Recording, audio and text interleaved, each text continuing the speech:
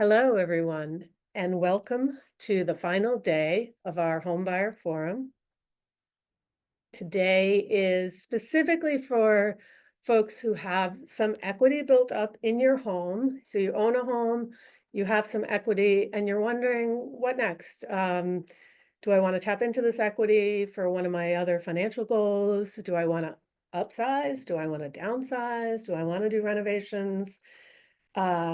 You might have any of those questions in mind, and you might also be here because you're just curious about what are the things that can happen if I do go ahead and buy my first home and I build up some equity, then what next? So all of you are welcome, and hope we can have a great conversation today.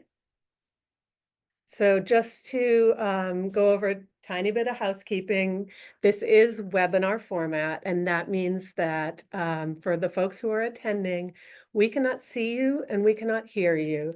And so you can go ahead and eat your lunch, take care of your pets or your kids or whatever is going on in the background, and also participate and enjoy this webinar and hopefully learn a lot. We do want you to actively participate as much as you can, and the way to do that is to go into the Q&A feature of Zoom and drop your questions in there. We do definitely want to answer as many of your questions as we can during this webinar. We're going to save most of them for the end, unless it's something that we can type out an easy answer on. But if you want to go ahead and just check that you know where the Q&A feature is on Zoom. Sometimes you have to go on your Zoom toolbar where you have the muting function, etc. normally. Sometimes you have to go into more, click those three buttons at more, and you'll see Q&A. You can just go into the Q&A and drop us a note. Let us know where you're joining us from. We love to hear that and know a little bit more about our audience. So thank you. The biggest question I feel like we get every time is this presentation being recorded? And the answer is yes. This presentation will be sent to you, the recording, and it also will be on our YouTube channel, available to watch probably next week. And you, by registering, you will also get the slides sent to you. So you don't have to take a long time writing down everything you see here. You're going to get it all. So that will be already there for you. And at the end, we're going to ask you to fill out a survey about your experience. If you've come to the other days of the Homebuyer Forum, you are welcome to, you can fill out a survey every time. So we'd love to get that feedback from our attendees. So thank you for joining us, everybody. And to introduce myself, my name is Jen Fries. I'm the Community Engagement Manager for the Harvard Federal Credit Union. I have been with Harvard FCU for just over a year. I am a certified credit union financial counselor, as are my team members. And I've been your host for all 4 days of the Homebuyer Forum, and really delighted to have so many of you back here today.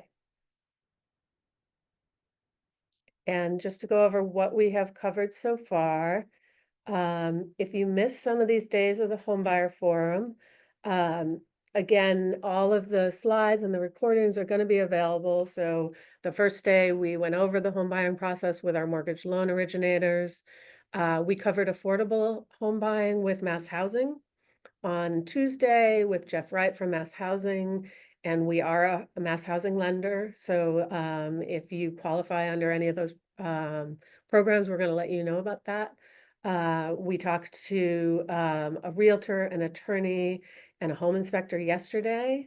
And now today we're on to home equity, and I'm going to be introducing our panelists in just a moment, but you're going to be hearing about some of the options for those of us who have some home equity built up.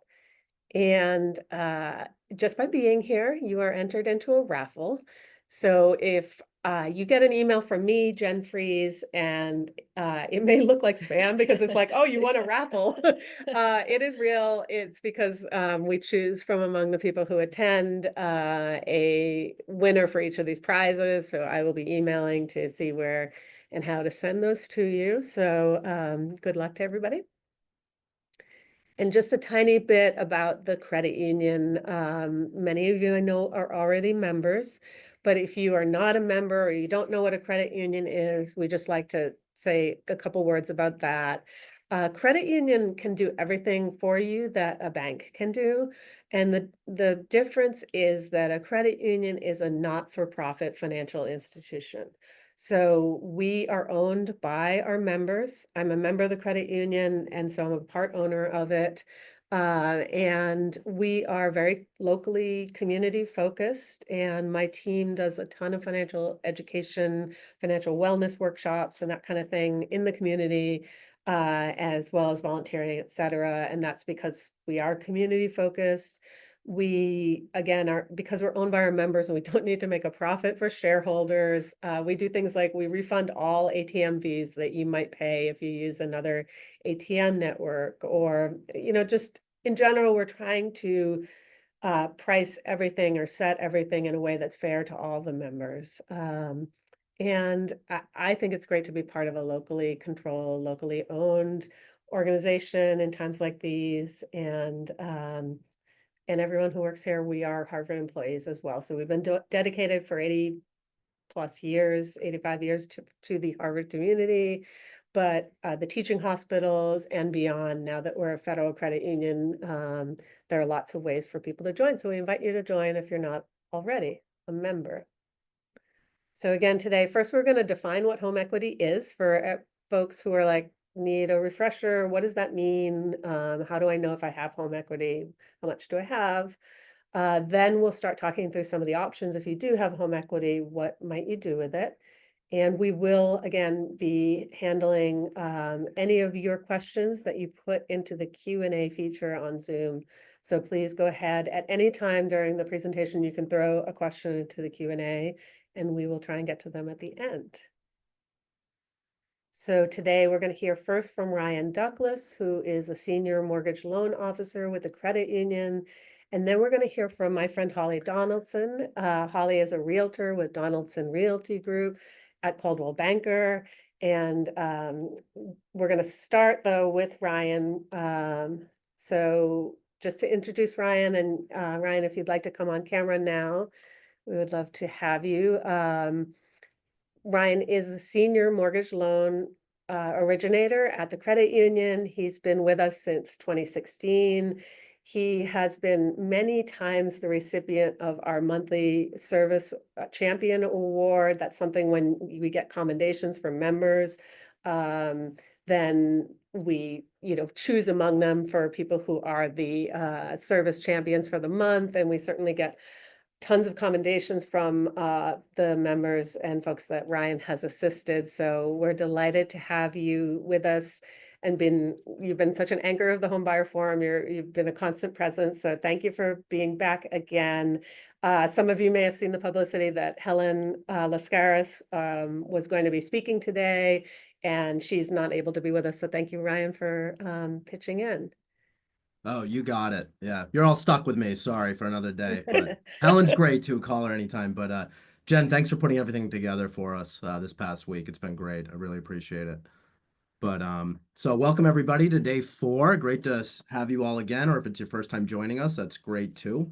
As always, we like to highlight kind of the benefits of working with the Harvard Credit Union. This is mostly for, purchases and stuff like that, but let me highlight these while we're here. So we do have a personalized service. We love to get to know you, work with you, help you out with whatever you need. Our availability is key. We're always available to assist you. We have a range of mortgage products to fit your needs, a digital process, in-house loan servicing. So any questions you ever have down the road, everything is in-house. We'll get them answered for you. Any problems, give us a call. They're right over in Cambridge. Portfolio lending capability.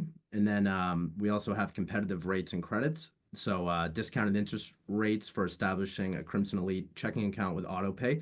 Those are going to be on first mortgages. So just keep that in mind today as we're moving forward. Low down payment options for eligible borrowers, and $500 closing cost credit for first-time home buyers. So we'll move on to the next slide. Yep, so today we're going to cover home equity and the available options. So just kind of starting off, home equity is the difference between the current market price of a property and what is currently owed on that property. So your available equity. So a lot of lenders won't lend you up to 100% of that available equity on your property. Typically, you're going to see 80% is what a lender will lend to you on that equity that's available. If we move to the next slide, we can. So here's how to calculate it. Take the appraised value of your property, take 80% of that value and subtract your outstanding mortgage balance, and that's going to equal your available equity that you can borrow against. Here's an example. So if your home appraises at $875,000, 80% of that amount would be $700,000. And let's say you have a mortgage balance currently of $200,000. So we would subtract that, and that would give you your available equity of $500,000 that you could take out through a home equity product, which we'll cover next. So there's two types of home equity loans that are offered at the Harvard Credit Union. So we have a fixed rate home equity loan, and then we also have a home equity line of credit. So we'll start with the home equity loan. So these home equity loans, they have a low fixed interest rate. There's a wide range of terms. So starting at 5 years all the way up to 20 years. Different rates for each. So if you ever have a question about payments, things like that, just reach out to us. We also post the rates on our website. I'm sure Ty will get that into the chat at some point. On these loans, there are no closing costs. I do want to highlight, if the loan amount is over 250,000, there will be a full appraisal that's needed. So typically you expect about $500 out of pocket. And then if the property is owned by a trust, there's also going to be some additional fees for the trust review and the recording fee that aren't going to be covered by the lender. But as far as the application and everything else that's going into it, there wouldn't be any fees associated with that. With this loan, so you have your fixed monthly payment and principal and interest each month, so very predictable payments, which can align with your, with your financial goals. Borrow 80% up to the equity. Discounted rates with automatic payments from a Harvard checking account. Can be any checking account on these loans, so it does not have to be that Crimson Elite. Please note, when you do look at the rates on the website, that discounted rate has already been factored into the rates that are showing. The minimum loan amount is $25,000, maximum is $500,000. So then on to the second product, which is a home equity line of credit. These have low variable interest rates. Just like the home equity loan, there are no closing costs. Same rules apply, though, on the other items I mentioned. The rate is below the prime lending rate for the life of the loan. So how we calculate the rate is you take the prime lending rate published by the Wall Street Journal minus 0.26%, and that would give you your rate. And that's, it's subject to change each bill cycle, any kind of updates that are made. So keep that in mind with the variable portion of this. So currently today's prime rate is 7.5%. Minus 0.26, you'd get 7.24. We do typically run some type of promotion if it is a new home equity product with us. So currently we're running a promotion at 6.99 fixed rate for the first year. So you can always check with our website. We do make adjustments to these, and we'll send out an email blast, I'm sure. And then as far as accessing it, the line of credit itself will either give you a checkbook where you can write a check right out of online in person. You can make transfers to your bank account, checking account with us, or over the phone. We also have started using debit cards as well. I know it's not listed on there, but that's an option too. So very accessible for you to use for whatever you need. Thank you so much, Ryan. Oh, thank you.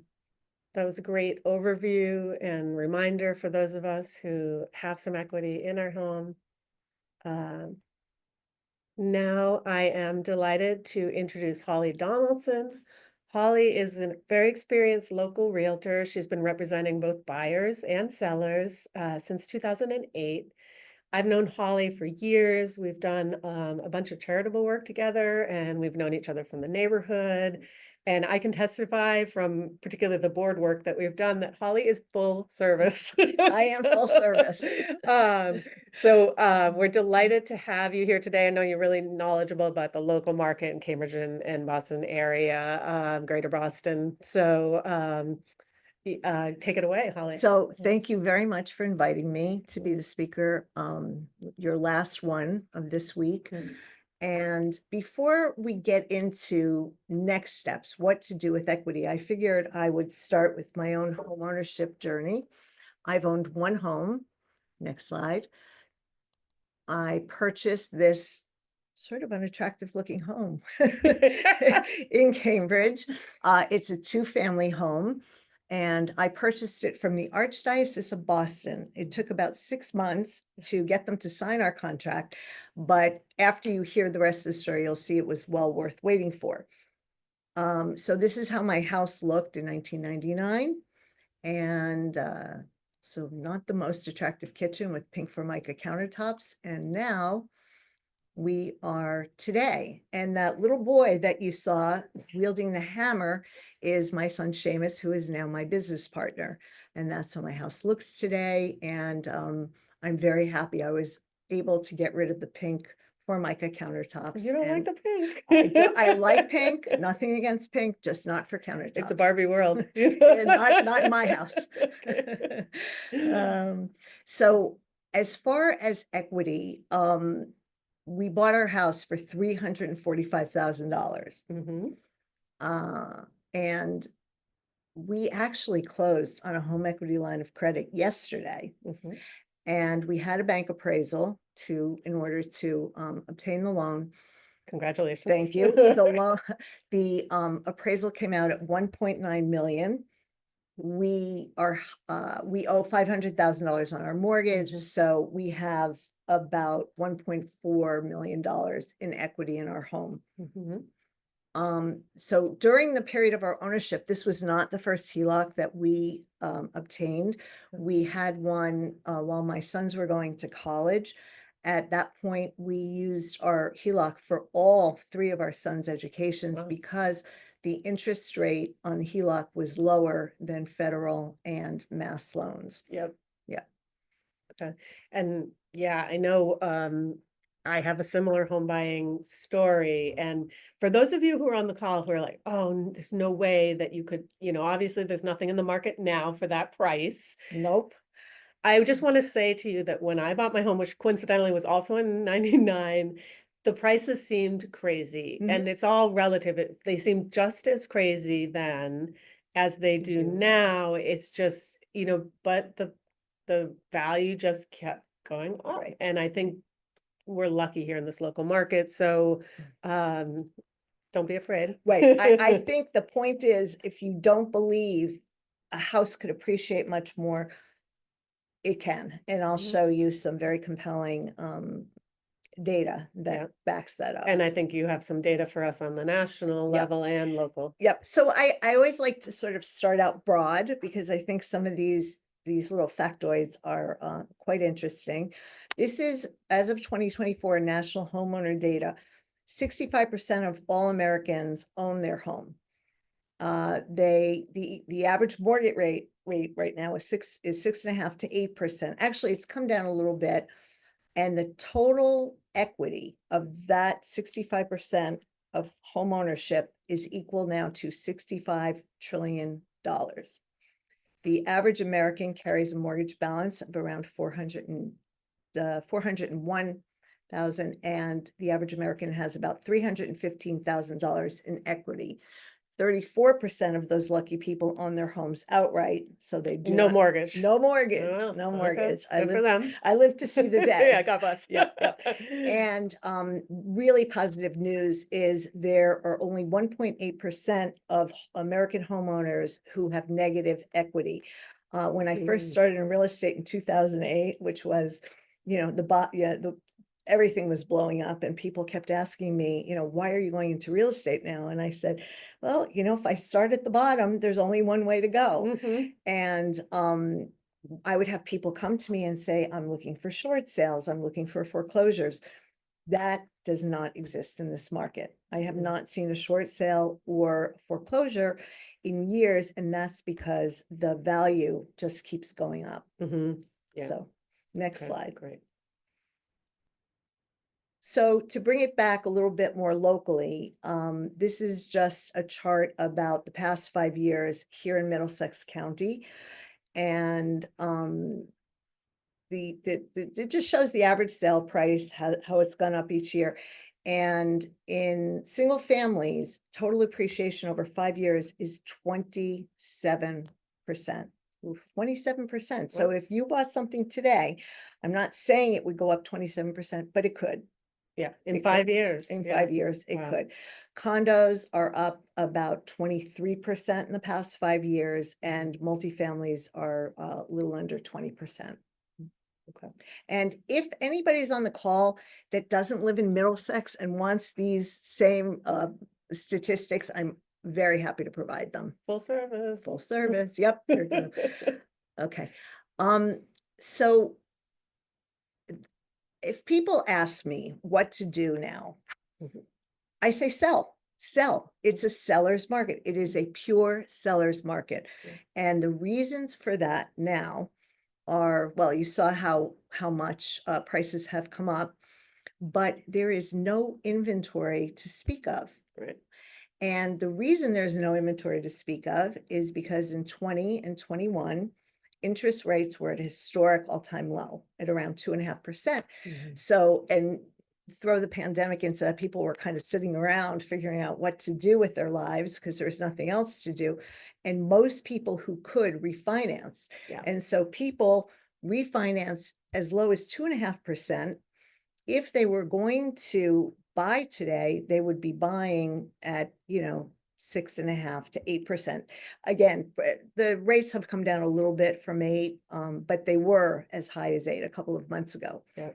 So what people are saying is, well, why would I give up a 2.5% mortgage to take on, just say 7% mortgage, and then be out there competing for properties where I know I'm going to pay a very, very high price due to the lack of inventory. Mhm. So this is, there's a direct correlation. And so people are pretty much sitting tight unless they have to go, Mhm. or they have other plans in their life. Right. Yeah. And yeah, so if you want to go to the next slide, Sure. this is worth, this kind of sums it all up, and it actually comes from the Harvard Joint Center for Housing Studies. In the near term, interest rates will likely remain elevated, disincentivizing homeowners with below mortgage rates to move and continuing the constrained supply of homes for sale. Consequently, the high cost of home buying will likely persist and possibly increase even further. So there you have it. Yep. So now I think we're going to get into the many, many ways that you could use your home equity Mhm. to serve your purposes, really no matter what point in life you're at. So I mentioned earlier that I used a home equity line of credit to obtain loans for my 3 sons at a better rate. And they're just the reasons, as you would expect. Mhm. Yep. Yep. So next one. Debt consolidation is kind of a no-brainer just because, the average credit card interest rates are between 15 and 25%. Mhm. And Ryan said home equity line of credit is 7.5% right Mhm. now. So, if somebody was carrying high credit cards because they were using them to, to do big things around the house, you could consolidate it down and save quite a bit of money in interest. Right. Right. And for no other reason, I mean, we, like I said, closed on one yesterday. We don't have any immediate plans, but having an emergency fund, a rainy day fund, some people call it, all of a sudden you need a new roof and they're not cheap, or a medical emergency that's not covered by insurance, loss of employment, which seems to, be rearing its ugly head a little bit these days. Mhm. Your car conks out, or there's this is very interesting, special assessments on condos. If anybody owns a condo, lately we've been seeing very big special assessments, and this is a way for you to obtain the funds to pay off your special assessment if you were planning on moving and you didn't have the funds immediately available because you haven't sold your home. Right. Yep. And you must pay your assessments off before you can close and buy something new. Right. Because you have to have the property clear of Yes, that. yes, it's called the 6D Yeah. certificate, which says Okay. the homeowner does not owe any money to the condo association. Yep. Okay. Okay. And I know I've used mine. I have a HELOC, a home equity line of credit, the revolving one that Ryan mentioned, and I have used mine for home repairs. So, I put some money on it, I pay it back. I put, it allows me, as you said, to be using the credit at a relatively low interest rate, Mhm. and just kind of be able to finance certain home upgrades or repairs that I want to do. Right. So So next slide. So now we're going to get into what I love talking about most. And Fun. because I have these conversations, on a weekly basis with my clients who want to know, what their next steps are. Mhm. So the biggest home improvement that people seem to, get the most bang for the buck for, or return on investment, are kitchen improvements. There's no need to do, unless you have a dream kitchen in mind. I think people should do what they want to do for themselves first, Mhm. and then look at how it will affect their sale a little later. Right. Because I have an next door neighbor who always, I would come to her house and her kitchen was very, very dated, to say the least. And I kept saying to her, you love to entertain, you love to cook. Do your kitchen now. Why are you going to make a beautiful kitchen For somebody for else. someone else? Do it now. So she did her kitchen, Mhm. she entertains, she loves it, and Yeah. she probably doesn't want to move now. Mhm. So, and they're all different levels of home improvement or kitchen improvements you can do. You can do cabinets, you can do countertops, you can, upgrade to your dream appliances if you're a good cook and you really always dreamed of that 6 burner and you have room for it.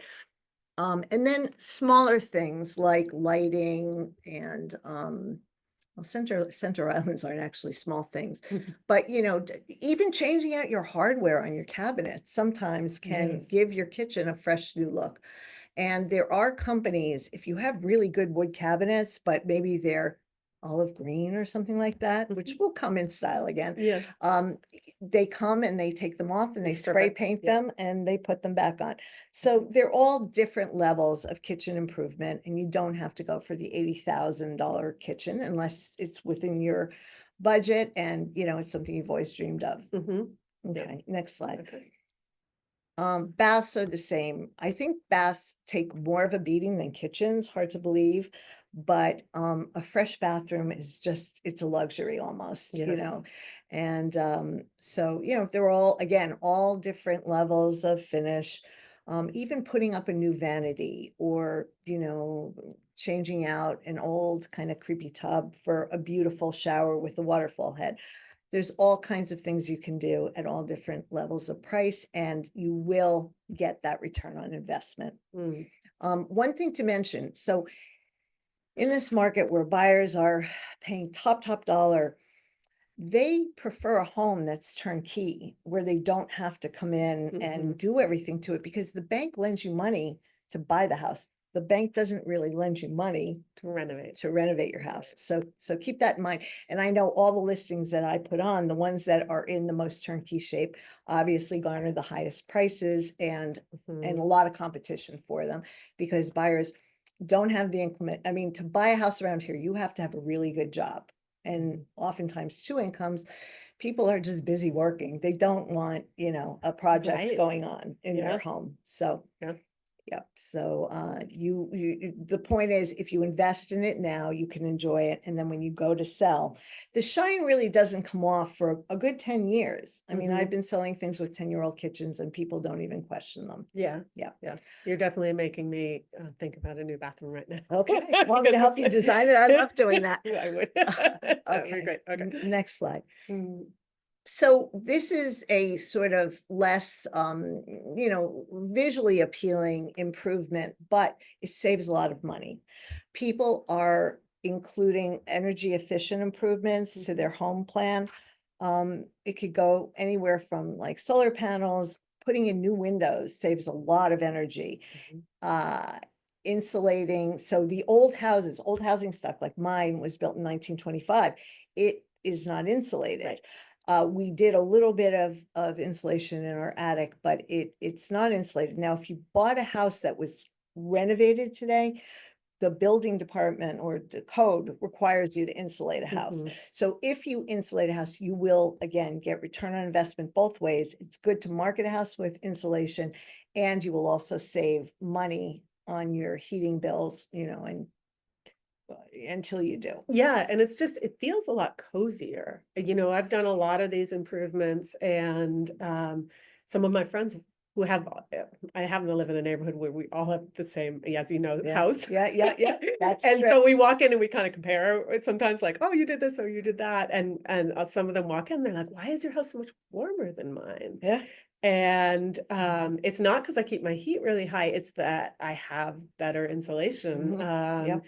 And I also was able to do the solar and get those sometimes negative bills or, you know, very low bills, which Yep. feels great. Yeah, people have been very happy. Not all houses are sited for solar panels. course. You have to, Yeah. you know, have a certain exposure to do so. Mhm.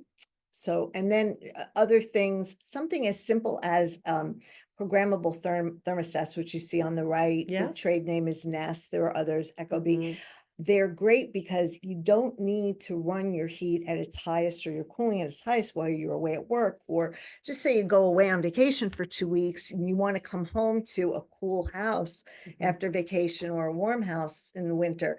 You can set it half an hour before you get home, even if you've had set it at 55 for, you know, those 2 weeks, Yeah. and come home to a warm house.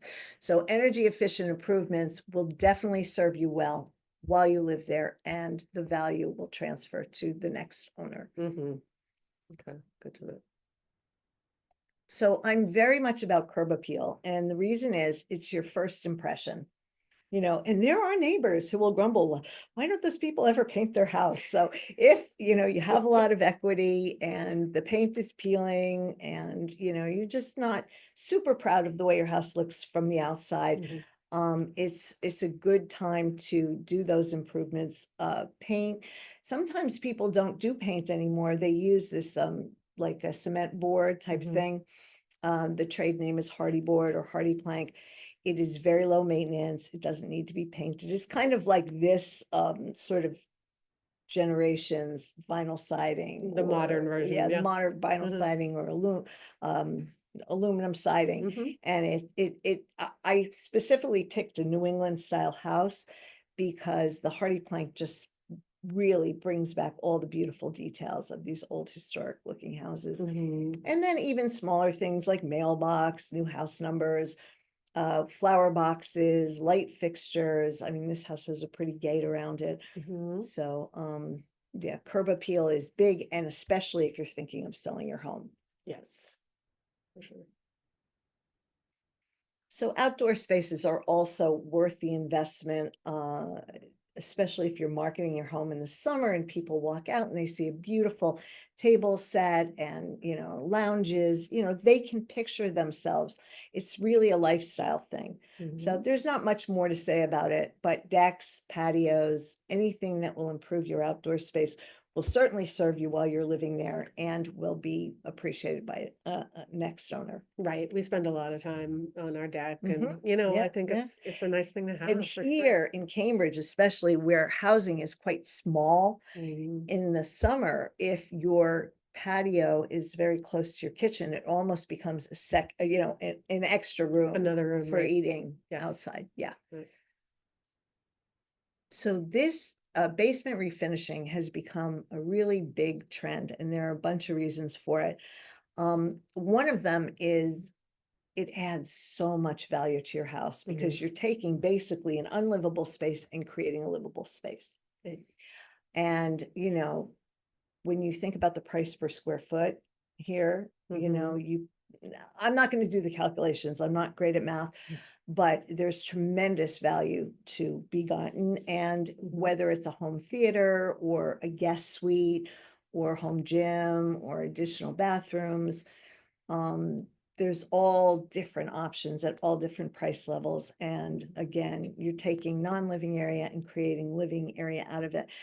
There's sort of a segue into this, which is that as of last year, Massachusetts has a new rule on the books to try to increase housing. It was the Mhm. purpose of this ADU Mhm. ruling, which is that you can turn either your lower level basement into an in-law apartment Oh, of 900 square feet, uh-huh.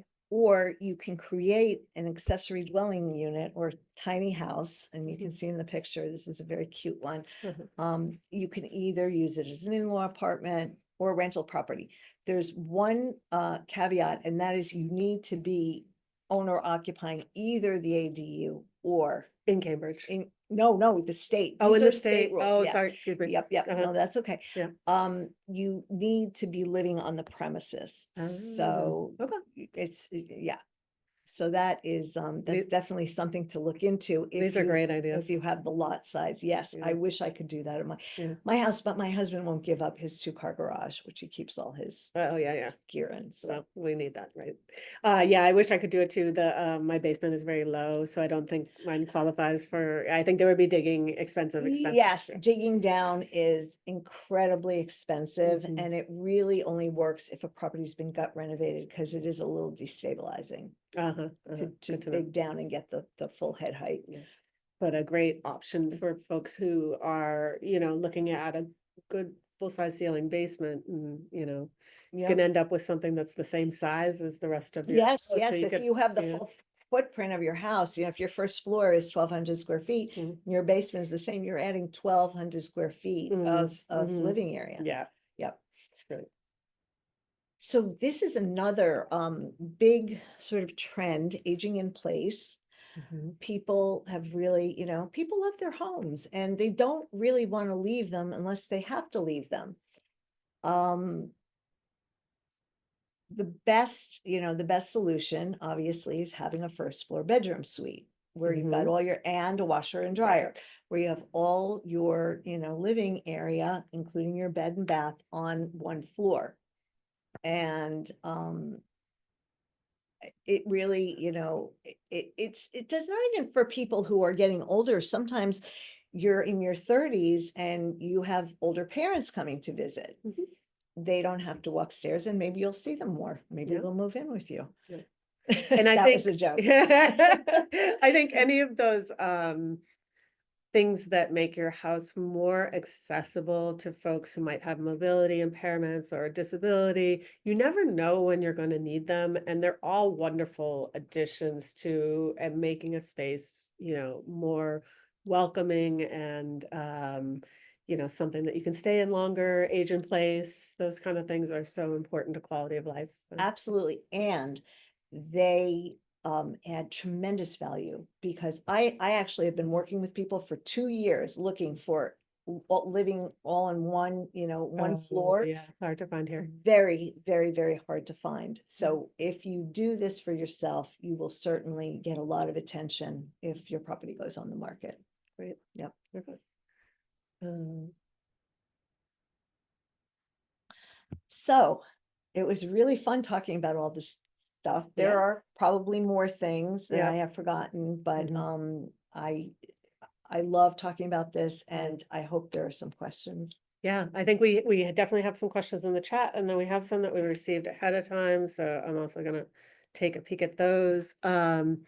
So if you do have questions and you're on this call, you can go into the Q&A feature, drop your question into there, and we'll get to as many as we can. Thank you, Holly, for all of your expertise. So now going into the questions that we have. We have a member who wants to know if you're getting ready to buy your next home and you have significant equity in the current property, what should you know about making a strong offer in this competitive buying market? Like, are there things that you should keep in mind? I know this is complicated. Well, I'm not, I don't know if equity really ties into making a strong offer. Well, can you talk about the option of, I know some people take a home equity loan in order to make a down payment. Oh, yeah. Uh, If you're planning on moving Mhm. and you don't want to do back-to-back closings, if you have significant equity in your property, you could get either a loan, a home equity loan or home equity line of credit to pay that down payment. And Ryan may have something to say about this too. Yeah, Ryan, do you want to chip in Yeah, sure here? thing. So I think one of the biggest starting point is getting a strong pre-approval on a situation like this. Let us review everything that's going on, because Mhm. you know, if you are financially stable enough to kind of qualify to carry both properties and you have an adequate down payment saved, I mean, that could be an option we could explore.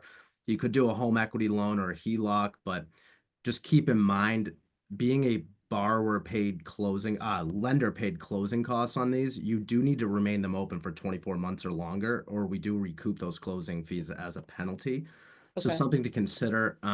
Other lenders, you know, there are options available such as bridge loans. We don't offer them, unfortunately, but those are usually like a short-term loan. You can access the equity.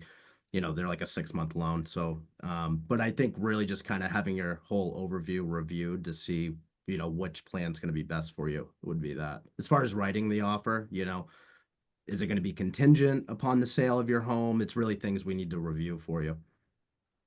So I want to, in rereading the question, there's another sort of suggestion or, you know, a trend that I've noticed a lot lately. People who have found their next home and are in a position to move into it before they sell their Mhm. current property, what they do is they move everything out, they repaint, they stage, and you end up getting a lot more money for your property. Uh-huh. So that's one of the big benefits of being able to move before you sell. So if you can put a Right. down payment, Because and- you're creating your beautiful house, but without all your junk. yeah, basically, yes. That's a wonderful Basically, thing. I also think Yeah. in a seller's perspective, it's a little more stronger of an offer too as well. You know, they're not going to be contingent upon your sale of your home, things like that. So Yeah, okay, good point. Did you, Yeah. I'm sorry, you just said what I wanted to say. Oh, and I'm not sorry. sure- I'll go back on mute. No, My no, no, bad. no, no. I don't want to repeat, but what I was going to say is one thing that you should not do if you want to make a strong offer is don't make it contingent upon the sale of your existing home. Mhm. There are just too many buyers out there that a seller doesn't need to sit still and wait for Right, you to sell your home. right. Contingencies Yeah. will, They, Yeah. you know, at certain times in life, they were, you know, acceptable, but this Mhm. is not one of those times, unfortunately, okay. unfortunately. Yeah. And then we had a question, which first I'll put to Holly and then Ryan might want to chip in as well. How do you find the appraised value of your property? Because it's not the same as, you know, for instance, the tax appraisal. Oh, yeah, and you really don't want it to be. I mean, the We lower want to your know the tax market. the Yeah. lower your tax appraisal is, the better. Yeah. I've had people say, well, it's so underappraised, and don't worry, that's the number you pay taxes on. Yeah. But if you would like a good appraisal, there are appraisal companies, and I have the names of a couple of excellent ones that I But what if could- people just want a rough estimate based Oh, on? that's where I come in. Okay. Yeah, so Great. I could Yeah. come in, I do, you know, I do pricing studies all the time for people who may not be ready, but they want to get a sense, and they're very comprehensive, and they show all the properties within, you know, I try to stay even within a half a mile, sometimes a mile, Yep. because every location has different value. Mhm. And that way you at least have a jumping off point and an understanding of what you need to do. And I typically couple that with things you might want to be thinking about Mhm. before you decide to sell. If you find out your house is worth a lot and you Yeah. want to. Okay. I wonder if you could comment on, we have a couple questions that are related to things that improvements that people might be thinking about putting in their house and whether they help improve because you mentioned kitchens and baths definitely do, but what about something like a pool, an in-ground pool? That might be something that someone enjoys quite a lot during the time that they're there. Is it a positive, a negative, a neutral? You know, I have to say, in all my years of selling real estate, I've never had a client come and have a pool on their list, so I'm probably not a good person to ask. Yeah. I think if That's you good to know. lived out in Weston and, you know, a beautiful, you know, a place that could accommodate Yeah. a really luxurious pool, that might be so, but that's not, not I very know it can be a negative for some buyers because I know with children. yeah, when my yeah. daughter was young, I certainly was aware that pools are quite risky. Mhm, You have to have fence you have to around have a them. pretty good fence, even though some people have an alarm system for, you know, neighbor children and things like that. So those are definitely things to keep in mind. What about something like you mentioned making a shower or a really lovely shower unit instead of an old yucky tub. Mhm. What about, do you think it's important to maintain a tub, at least one in your Yeah, house? yes, Okay. I do, because the average home buyer right now, first time home buyer especially, Mhm. they're in the ages where they're having children, Mhm. and Yeah, and you want to be able to have tub time. yes, I would not say that not having a tub will be a deal breaker, Mm, but you may not get as many eyes on the property if you don't have that tub. okay. Not everybody's a creative thinker. Bathtubs are not that expensive to put in, Sure. in the grand scheme. Sure, okay.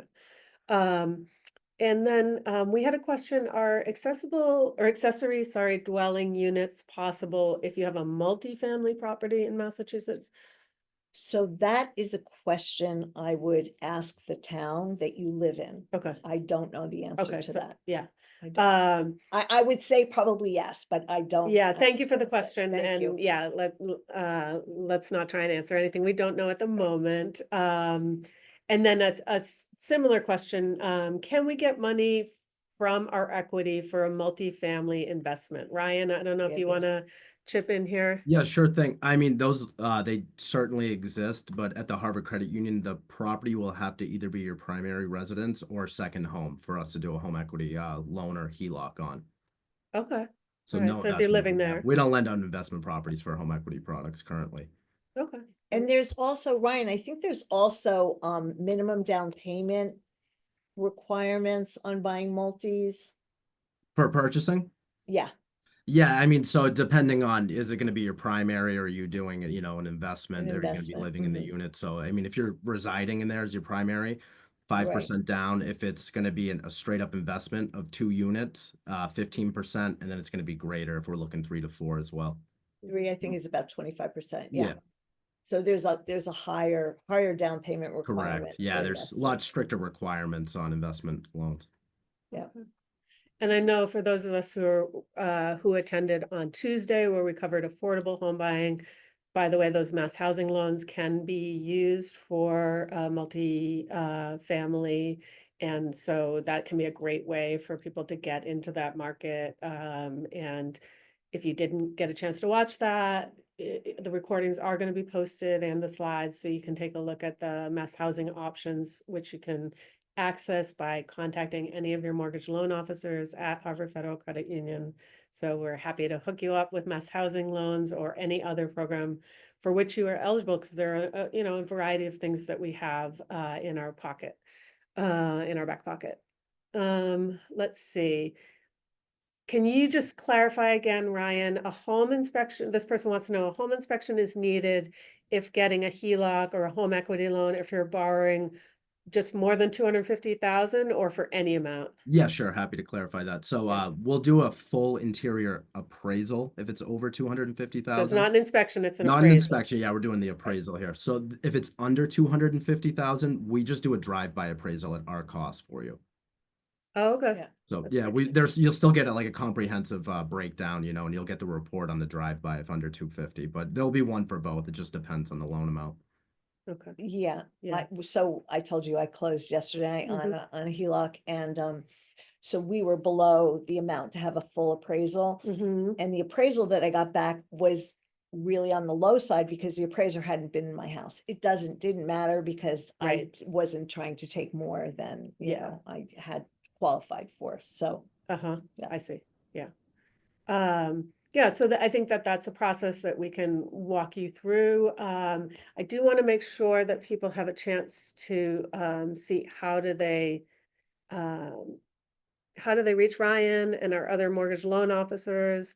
So these are all the folks that have been participating in the home buyer forum. They're all our senior mortgage loan originators. They're the folks that can help you get a home equity loan or a line of credit. So do you want the revolving or the just one-time loan? As well as your first mortgage. If you're looking for your first mortgage, you can be in touch. You're gonna get these slides sent to you. It has Holly's contact information, and then it has all the contact information that is here right now. This is the link for home equity loans on our website. So if you go in through there, you're gonna find, all of our current rates, anything you might need to know, the rates for equity versus just a straight home equity loan versus a home equity line of credit. So you can learn more there or start your journey there if you want as well. We do take your feedback very seriously, so we would love it if you would take the time to fill out a survey, let us know how we did, what we could do better. We read every piece of every survey that we get and love to know what you're thinking about. I just want to take a moment now to thank Holly and Ryan for sharing your expertise with us today. I It's been think a lot of fun. yeah, Thank you bring a lot of good knowledge and experience.